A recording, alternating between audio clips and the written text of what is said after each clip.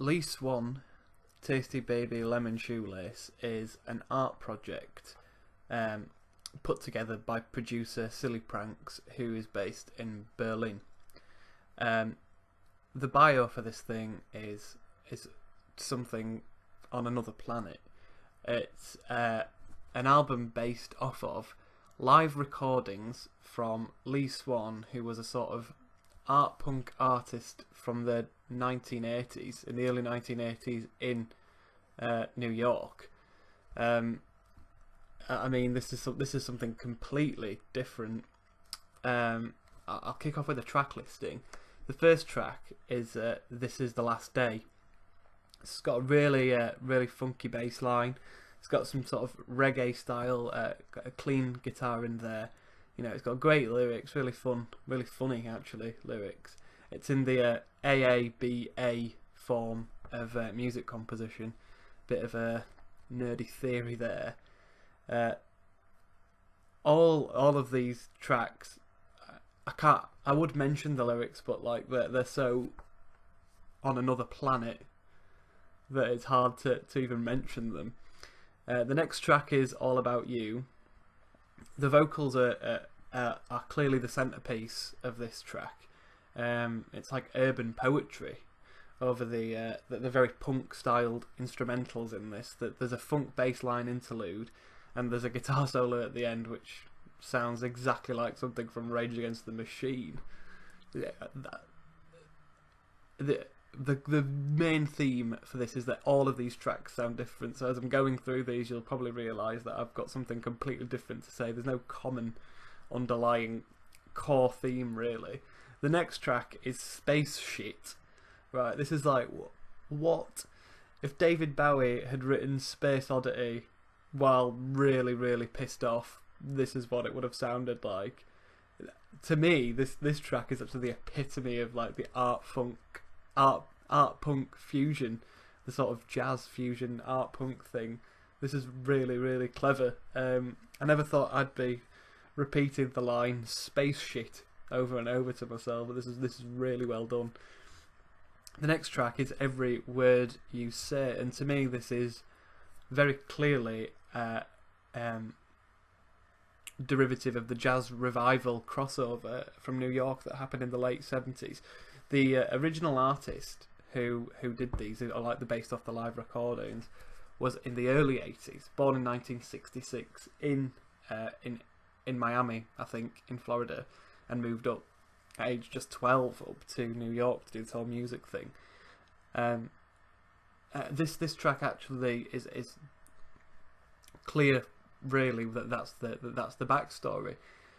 Unfortunately for Lee Swan, who originally didn't even record these are from the live recordings, as I said.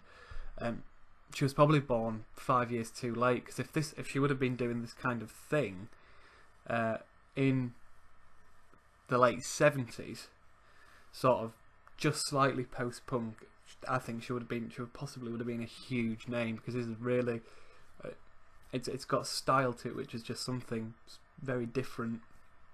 I love in this Every Word You Say track the tremolo 60s guitar chords running through. The first time we hear a duet with I think it's the same vocalist twice, but just singing completely differently.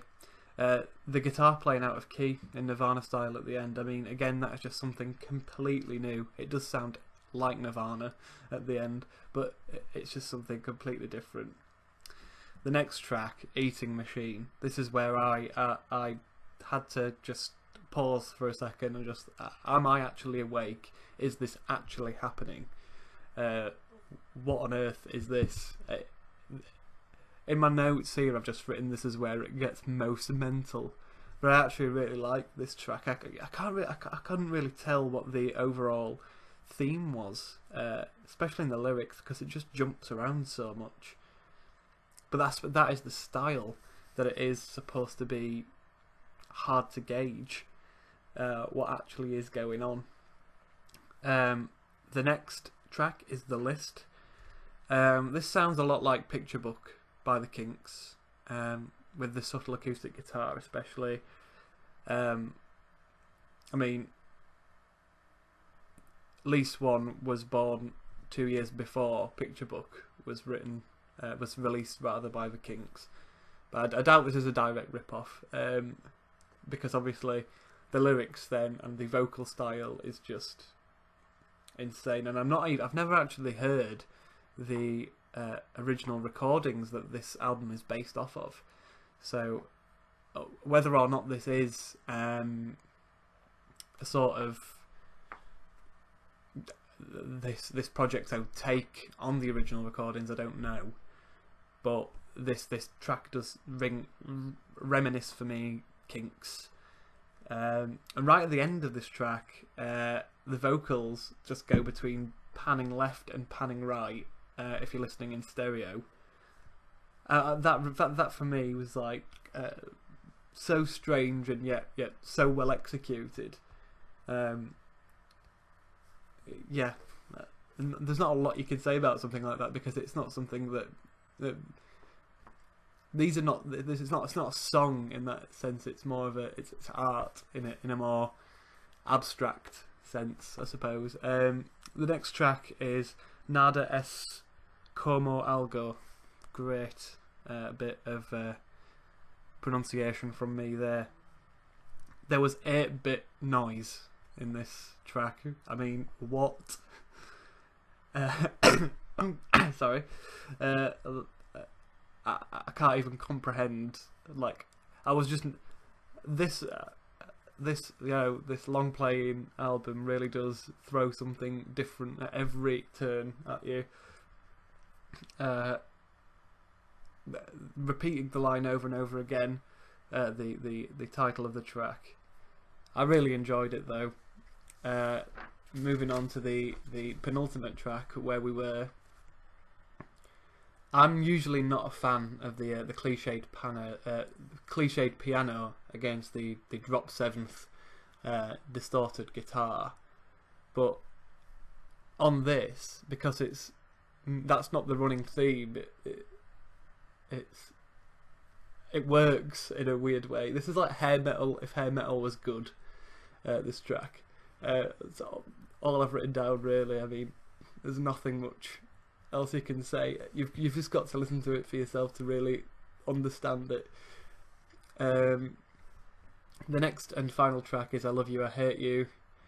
The lead guitar and sounds like you've just been plunged underwater as it runs through the back. Very punk style once more. Lyrically again, just completely off the edge of a cliff. I mean, trying to read into it is going to be... That was my phone going off, apologies. Trying to read into it is going to be difficult for anyone.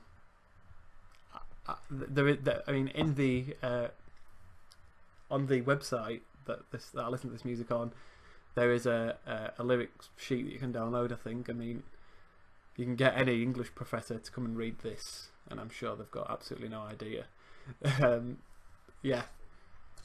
Overall, on this track, I mean, if you've ever wanted to listen to Tina Turner sing for half an hour while she's absolutely coked off her face, you should definitely give this a listen. The production on this thing is really, really tight. For a small project, this is possibly some of the best production I've heard.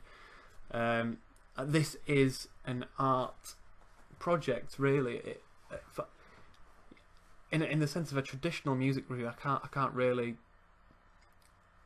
compare it to anything else. I can't say this is an album that's influential in this sense, or this is an album that's really good for this, because this is a one-off project, which is why I'm reluctant to give it a grade, but I'm going to do anyway. This for me got 75%, which I've given a grade A for what it is. I'm really impressed by this thing.